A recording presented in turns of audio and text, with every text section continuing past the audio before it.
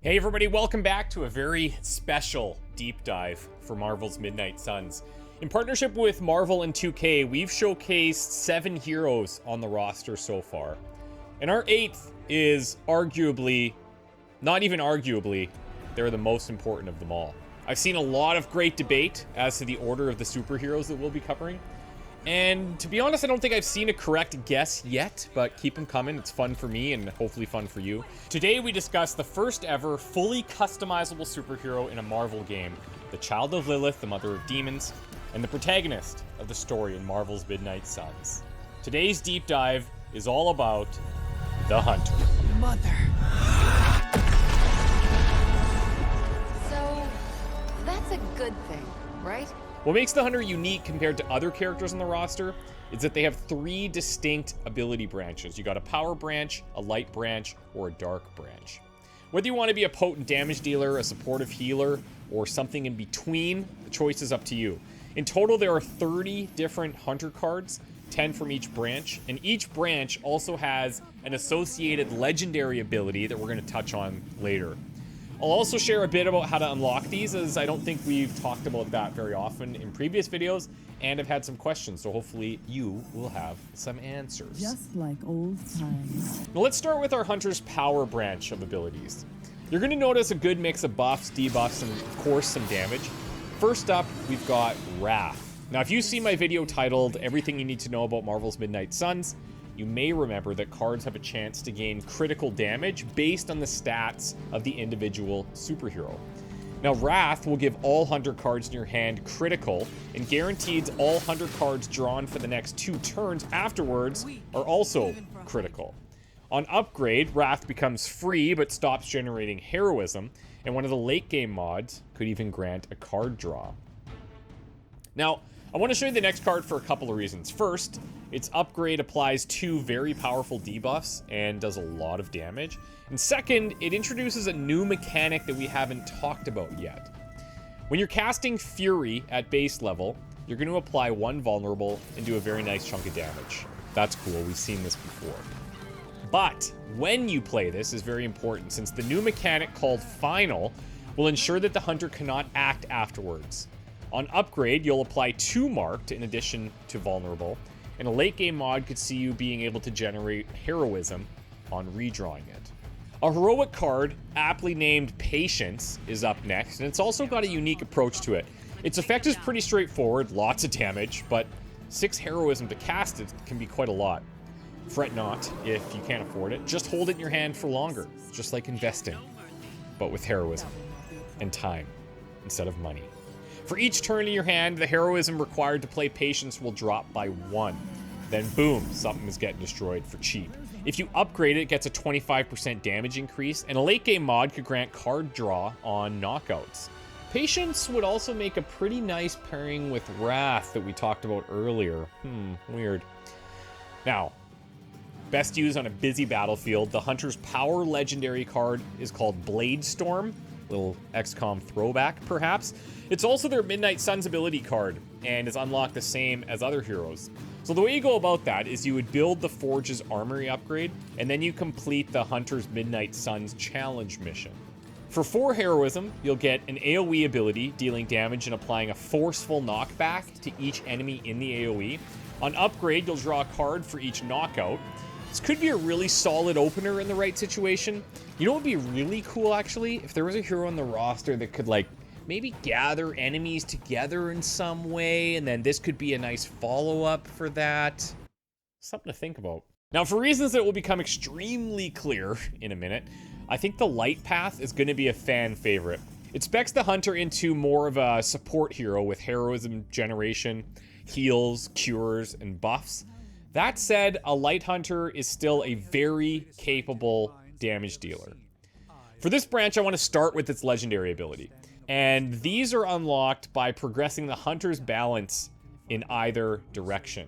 The way that you do that is through story decisions and mainly dialogue, but also by playing more cards of the light and dark branches.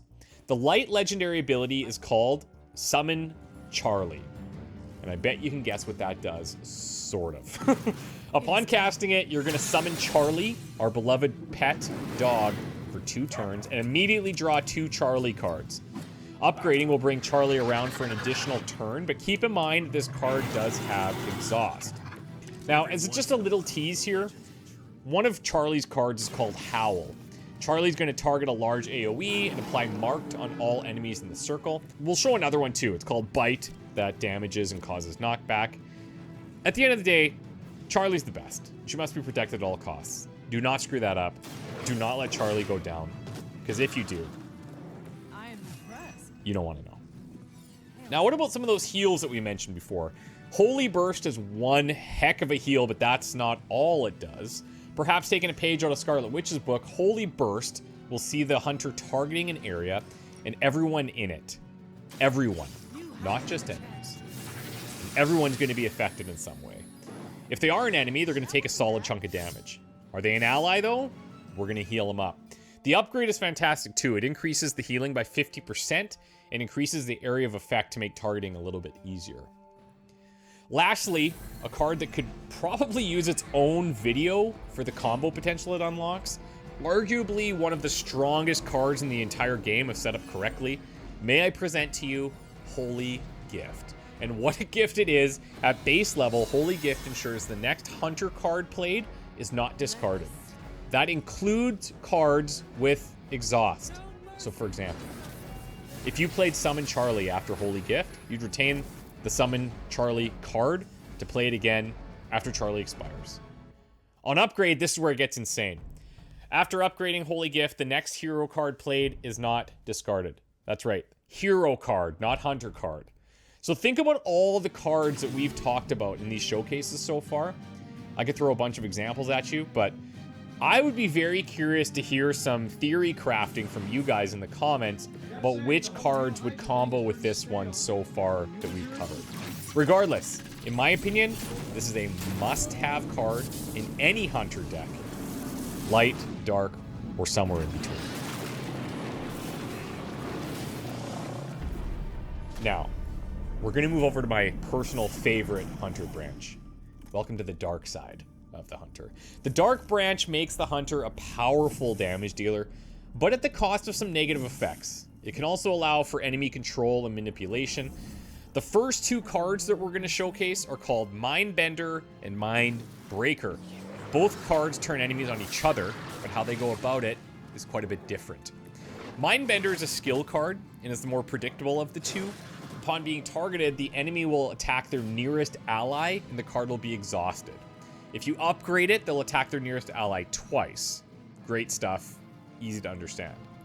Mindbreaker, on the other hand, is a heroic card that applies Berserk. This is also a new mechanic. Berserk makes the target attack nearby units as their next action. At base level, Mindbreaker applies 2 instances of Berserk, and the upgraded version would apply 3, but the heroism cost will go up slightly. So, you can use this to have the enemy attack other Hydra units, or it can act as a pseudo taunt, depending on the positioning on the battlefield, because they're attacking nearby units. Anything, not just allies. Regardless, the card is crazy powerful, and it doesn't have exhaust. Lastly, we have the Dark Branch legendary heroic ability called Annihilation, and annihilate it will. This card scales with the amount of heroism you have, but once played, is exhausted, consumes all heroism, and damages each enemy in an area, so more heroism equals more damage. More heroism? Yeah, you got it. More damage. On upgrade, the amount of damage per heroism goes up by 50%, and it's wild. It is very, very powerful. There are more dark cards that I'd love to cover, but we're running low on time here, and you can see, like, we could talk the Hunter for a very long time. There's actually a couple of other Hunter things that I'd love to get into. We're gonna have to save that for another video. We need to talk about collars that the Hunter can unlock, which are gonna grant the Hunter special meters to fill, like Captain Marvel. We also need to talk about the passives that the Hunter can unlock, along with their tactical suits. We also have to talk about how even if you've dedicated your Hunter fully to one branch, there's still ways to earn the legendary abilities from the other branches. The Hunter's easily the most complex hero on the roster because you have so many possibilities and combinations of cards to play with. How are you going to build your hunter? Are you the good guy who wants to support the squad, let them handle the dirty work? Or are you the baddie who wants to be responsible for the demise of as many Hydra as possible? I know where I lean. Curious to hear your thoughts. Either way, in addition to your cosmetic choices, it's easy to say that everyone's hunter is going to look and play a little bit differently. Thanks again to Marvel and 2K for working with me on this series. We're going to see you guys again in a little while to cover the rest of the roster.